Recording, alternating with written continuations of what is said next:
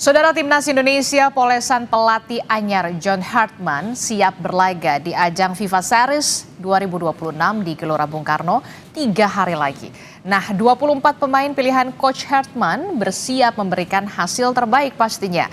Bagaimana kemudian kita bisa membaca peluang Timnas untuk bisa menjuarai turnamen FIFA Series ini? Kita akan ulas bersama dengan analis sepak bola, sudah bergabung bersama kami melalui sambungan daring bersama dengan Bung Firzi Idris. Selamat pagi Bung Firzi. Ya, pagi Mbak Risti, apa kabar pagi semua? Iya, kabar baik. Bung Firzi, ini kan kalau kita lihat ada 24 pemain ya yang kemudian menjadi pilihan dari Coach Hartman. Nah, dari nama-nama yang kemudian kita lihat 24 pemain, menurut Anda, apakah memang ini merupakan kebutuhan strategi ataukah kemudian ada faktor lain? Ini ada seperti ada izin klub, kemudian ada jadwal liga masing-masing. Seperti apa Anda melihatnya?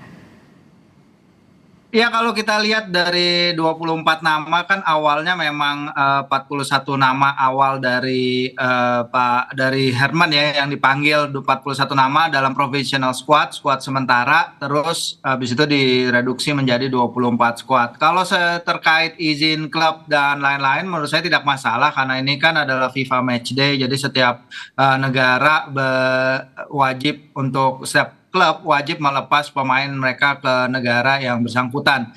Nah, beda kalau misalnya nanti di Piala AFF itu baru nanti mungkin kita akan berhadapan dengan regulasi itu ya di Asian Championship. Tapi kalau ini adalah pemain-pemain terbaik yang bisa dipanggil, ya tidak ada masalah seperti itu. Oke, tapi kalau kemudian kita lihat juga ada nama-nama yang tersorot betul di publik begitu ya, comebacknya Elkan Bagot. Nah, dari pengamatan Anda Bung Firzi, apakah kemudian Elkan Bagot ini akan jadi pemain inti dan apa yang kira-kira menjadi tugas dari Elkan Bagot, dari pelatih John Hartman ini untuk Elkan Bagot? Ya, Elkan Bagot nama lama yang hilang ya. Pertama masuk Timnas Indonesia 2021, tapi kemudian dia terakhir bermain bagi Timnas kan di Piala Asia ya 2024. Dia kalau nggak salah juga bermain di laga lawan Timnas Argentina. Jadi memang ini adalah pemain yang udah lama. Mungkin ya bagi sebagian orang merindukan dirinya untuk kembali ke Timnas Indonesia.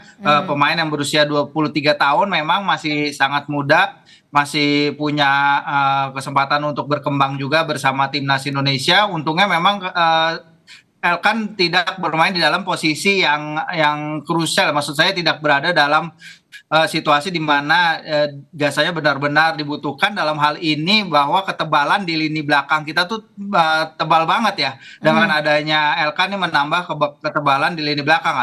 Kita punya Kevin, kita punya Sandy, kita punya Rizky Ridho, Jordi bisa bermain di belakang, ada Justin, ada pemain-pemain lain yang banyak yang bisa bermain di posisi tersebut. Jadi menurut saya kehadiran dia menambah ketebalan, menambah persaingan dan menambah sisi saing dari para pemain yang ada di posisi tersebut, Mbak Disti. Oke, jadi ini persaingannya lebih ketat ya untuk lini belakang ya, karena memang ada Elkan Bagot ini ya. Betul. Oke, nah kalau tadi Anda sudah membahas soal itu, nah saya juga ingin mempertanyakan soal di lini tengah ini, Bung Firzi. Kalau untuk di lini tengah, apa yang kemudian menjadi catatan Anda jika melihat komposisi pemain yang kemudian sudah dipilih oleh Coach John Hartman ini, pelatih terlihat lebih suka gelandang petarung seperti Calvin Verdong, Joey Pelupesi, ketimbang kemudian ada pengatur serangan? Ya, kalau kita lihat kan memang komposisi yang diambil untuk lini tengah juga menarik ya, karena kita ada Joey, ada Nathan, ada Ivar, dan setelah itu memang ada Beckham dan lain-lain. Karena Mark akhirnya namanya tidak dibawa ke dalam skuad akhir.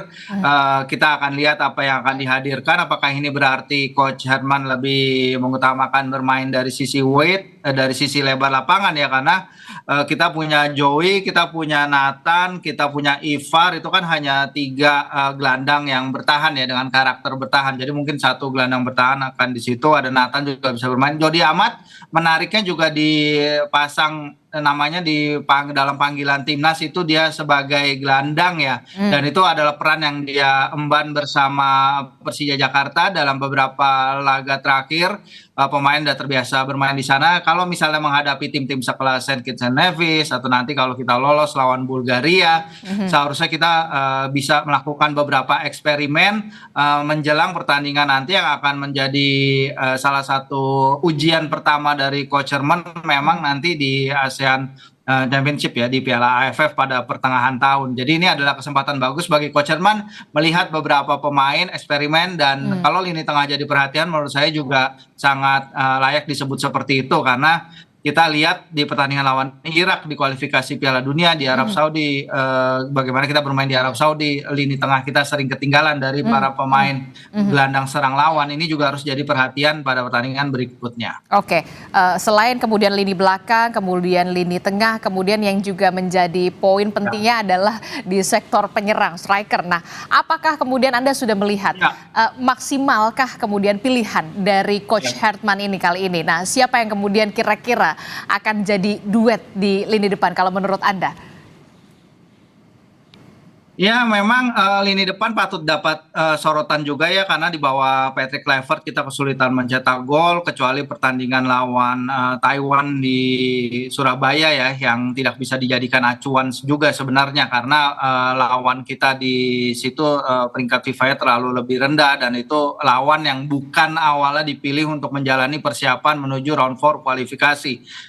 Di Arab Saudi kita mencetak 2 gol ke gawang tuan rumah, itu juga dari titik putih. Nah, ini juga harus jadi perhatian. Kita bermain 2 kali di SUGBK itu pada 2025 ya, kita hanya mencetak 1 gol ke gawang China, ke gawang Bahrain. Nah, ini pasti ketika menghadapi Saint Kitts and Nevis juga menurut saya rankingnya akan terlalu beda jauh nih. Mungkin ini juga normalnya seharusnya bisa jadi latihan juga bagi para penyerang kita ya, terutama Ole Romeni setelah dia kembali dari cedera, seperti apa penampilannya, karena di Oxford dia baru memainkan peran bits and pieces ya, jadi baru tampil sedikit seiring membangun fitnessnya. Ragnar bermain beberapa kali bagi AFC Dender, tapi dia juga belum bermain 90 menit. Terakhir dia bermain 18 menit ketika melawan Gent, itu juga timnya kalah. Jadi kita akan lihat seperti apa yang akan diberikan. Sementara kita tahu Mauro Zilstra juga belum bisa menjadi starter di Persija Jakarta. Jadi kita akan lihat seperti apa ramuan racikan lini depan yang dihadapi, yang akan dipersiapkan untuk menghadapi Saint Kitts and Nevis. Oke, kita akan lihat bagaimana ramuan yang akan diracik oleh seorang Coach Herman begitu ya, untuk bisa timnas ini bisa pemain ini bisa tampil ciamik begitu ya, Bung Firzi. Tapi yang kemudian saya ingin pertanyakan begini, pada saat kepemimpinan atau coach sebelumnya ada Kluivert, kemudian ada Shin Tae-yong, ada nama Mark Klok dan juga Hernando Ari yang kemudian dalam tanda kutip selalu menjadi langganan begitu. Tapi kemudian mengapa di era Coach Herman ini tampaknya belum terlihat? Iya, memang ini adalah pilihan ya, karena tidak bisa semua dibawa, dan ini kan pendaftaran untuk FIFA Series kan 23 pemain ya. Biasanya kan kalau FIFA Matchday itu para tim-tim bisa mendaftarkan hingga 30 pemain. Jadi mungkin ini adalah pertimbangan dari tim kepelatihan memberikan waktu bagi pemain-pemain yang mungkin dalam tanda kutip usianya juga lebih muda ya. Yang paling tua di lini tengah sekarang, yang paling senior adalah Joey Pelupesi di usia 32 tahun. Terus ada Kakak Yakob, itu juga dia bermain di lini serang sebenarnya di usia 28 tahun. Jadi Mark emang udah dari awal bilang bahwa ini adalah provincial squad ya, squad sementara, di mana para pemain ini ada masuk, istilahnya ini adalah daftar standby ya Mbak Disti. Jadi para pemain ini 41 nama dimasuk daftar standby. Nanti dia udah tahu dari awal emang akan ada nama-nama yang akan dipotong ya. Jadi memang dalam 23 nama beberapa nama terpaksa harus ditarik keluar, dan salah satunya adalah itu. Hernando juga ya, kita tahu dia adalah kiper timnas ya, bermain di laga lawan Irak kalau tidak salah di round 2. Dia juga punya pengalaman di level ini. Tapi menurut saya Nadeo juga bermain luar biasa bagus, dan Cahya adalah kiper masa depan kita. Jadi kalau memang harus dipilih 4 kiper, Martin itu udah harus pasti masuk dan juga Emil itu udah harus pasti masuk. Dan menurut saya ini emang adalah pilihan yang tersedia untuk sekarang. Tapi mungkin nanti ke depannya untuk Asian Championship nama Hernando bisa kembali masuk dan mungkin juga nama Mark Klok kembali masuk, Mbak. Oke, kalau berbicara soal Martin Paes atau Emil Audero menurut Anda, kalau dari kacamata Anda? Ya, ya, memang Martin dan Emil sama-sama mencatatkan clean sheet ya kalau bermain di GBK. Martin itu kalau nggak salah udah bermain 4 kali ya di GBK. Terakhir dia main lawan Bahrain. Sementara Emil bermain lawan China ketika Martin mendapatkan scoring ya kalau tidak salah ketika itu sama-sama clean sheet juga. Kalau kita lihat memang keduanya setengah bermain bagus ya di liga mereka masing-masing. Tapi si Martin kan memang baru beradaptasi lagi di Belanda, dia kembali lagi ke Liga Belanda, dia bermain lagi di Ajax Amsterdam. Dia sudah bermain 5 kali dan tadi pertandingan terakhir dia bermain 1-1 lawan Feyenoord.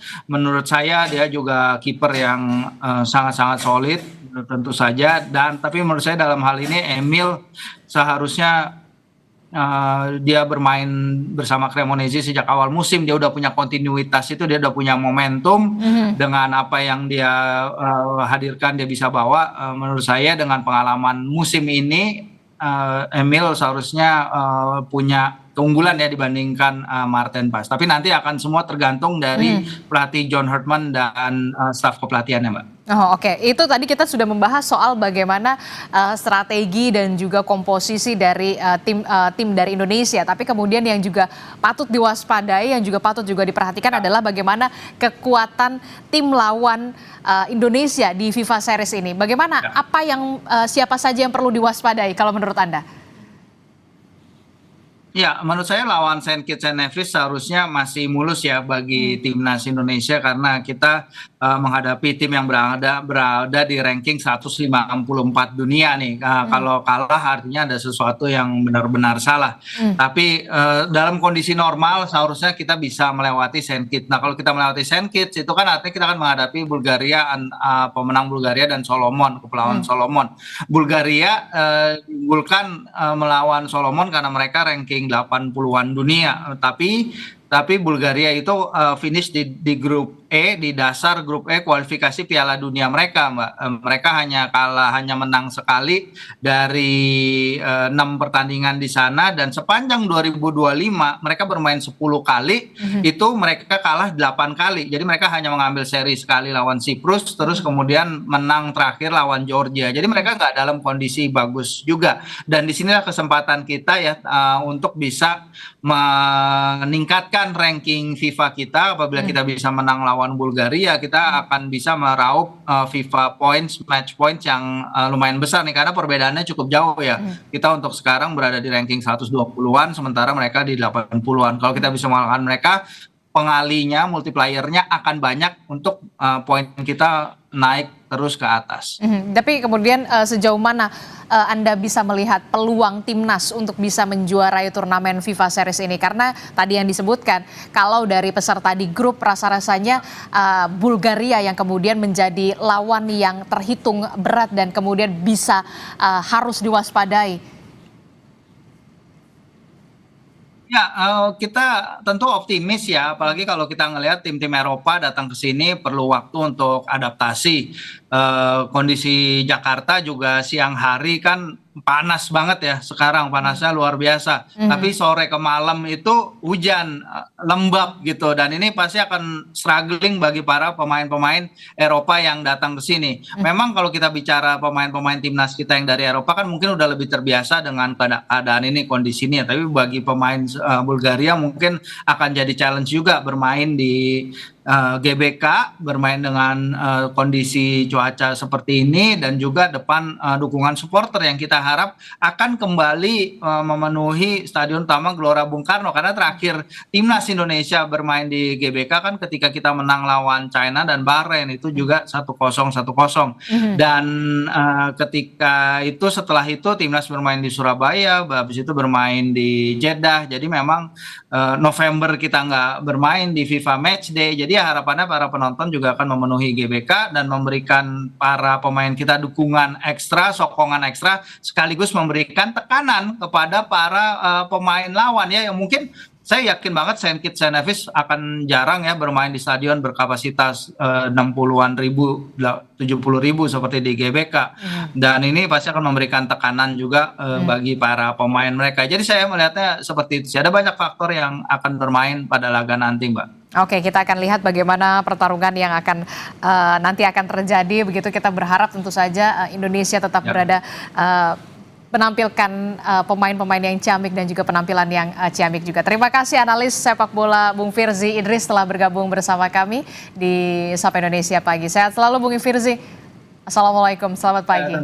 Thank you. Salam.